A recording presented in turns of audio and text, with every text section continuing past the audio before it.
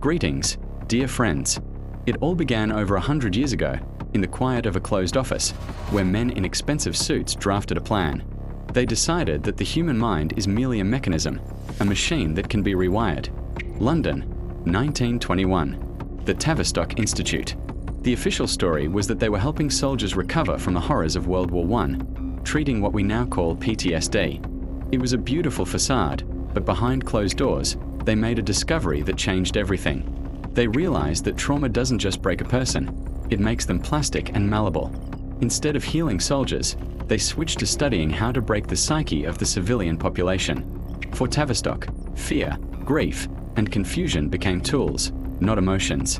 They understood that if you press the lever of fear correctly, society turns into a controllable herd.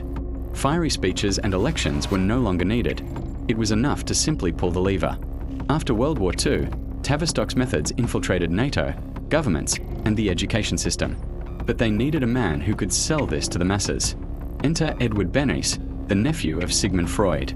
While his uncle analyzed dreams, Bernays turned the unconscious into profit. He rebranded cigarettes as torches of freedom and made bacon and eggs the fashionable breakfast simply because he was commissioned for an ad campaign. But he went much further. Bernays was the reason for the overthrow of democracy in Guatemala, so that the United Fruit Company could keep its banana plantations. He sold war as a defense against communism and made democracy emotional, turning citizens into consumers.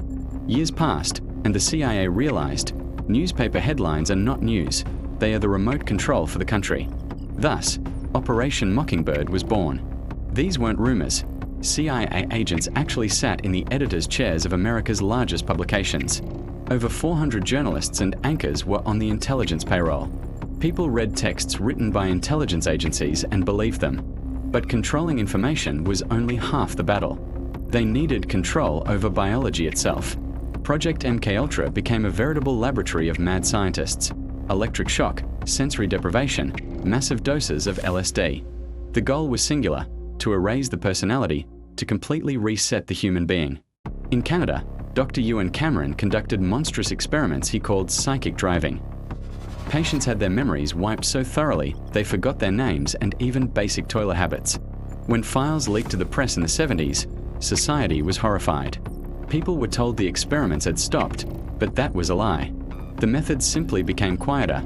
Ethics had never concerned them. Fast forward to today. They no longer need basements and electric shock. Now the dosage is measured in pixels, and the pharmacy is in your pocket. Tavistock created the theory, Bernays taught how to sell it, the CIA embedded it in the media, and today, the laboratory has moved into your smartphone. Every second of your attention feeds the algorithm, and it doesn't work for you. Content that triggers anger and cortisol spikes is promoted the most, because outrage is the easiest way to hold your attention. You are taught who to hate, what to fear, and what to grieve. Slowly and without resistance, your thoughts are replaced by uploaded code. Look around. Anxiety has become the norm. Children are depressed. Adults are on antidepressants. They don't need you dead. They need you busy with self-flagellation, comparing yourself to others, and endless consumption. But if you are watching this, it means a part of you is still resisting. The part that never signed this contract. You feel that the world is upside down, that everything around is a fake. You are right. This life, full of stress and the chase for likes, was never yours. It is a stage set. You are not your outrage. You are not your social media profile. You are not the algorithm's prediction. The moment you realize this, the system cracks. Stop feeding the machine with your attention. Real life awaits you beneath the layer of digital noise. Wake up. Write in the comments, what tool of control do you think they are using now? Thank you all.